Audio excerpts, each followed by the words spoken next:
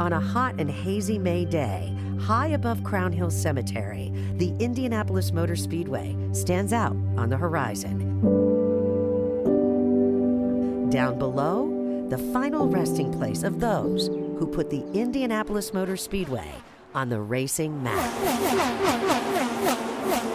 So the four founding fathers of the Indianapolis Motor Speedway are all laid to rest at Crown Hill Cemetery. They are all here. Carl Fisher was kind of the impetus of the Indianapolis Motor Speedway. He was a marketing genius, so to speak. He was a big promotions guy, and he had this idea to build a 2.5 mile over on the west side of Indianapolis to help make cars go faster.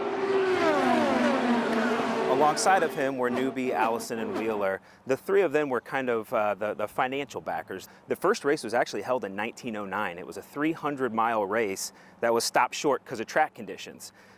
This did not frustrate Carl Fisher at all, so what he did, he said, okay, I'm going to repave this whole thing with bricks.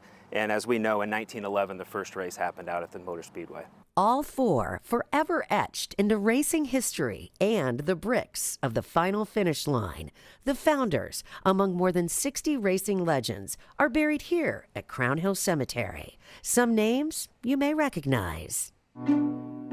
Marmon, the Marmon Wasp, the first car that won the first Indianapolis 500. Duesenberg, a lot of people know the Duesenberg and the automotive family there. Cannonball Baker, his cross-country runs and motorcycle runs that he did across country and setting speed records. And Stutz, a lot of people are familiar with the Stutz name. Buddy McAtee may not be a household name, but a lot of people probably know his work, especially as president of IMS Productions, which produced and put on a lot of the races and the events surrounding the 500. Well, now we are going way back in history to the beginning of the Indy 500, and we're at Louis Schweitzer's mausoleum. After he was a driver, he served on the technical advisory committee there at the Indianapolis Motor Speedway, and the Schweitzer Award is given out each year after the 500 to the engineer who showed innovation, in automobile and automobile racing. The Bettenhausen name, a very common name for race fans. Oh yeah, if you're a race fan, you will absolutely recognize the name Bettenhausen. Not only Tony Jr., who was laid to rest here, but his dad Tony was a racer, and his brother Gary. Tony started 11 Indianapolis 500s, also raced NASCAR, and eventually became a car owner as well. So very ingrained in racing, and tragically he and his wife passed away in a plane crash on Valentine's Day in the year 2000. Hello everyone from the Indianapolis Motor Speedway. It seems... And now we are at the final resting place of a voice everybody knows from the Indy 500, one Bob Jenkins, who was in the broadcast world, even says on his headstone that he was just a race fan that got lucky.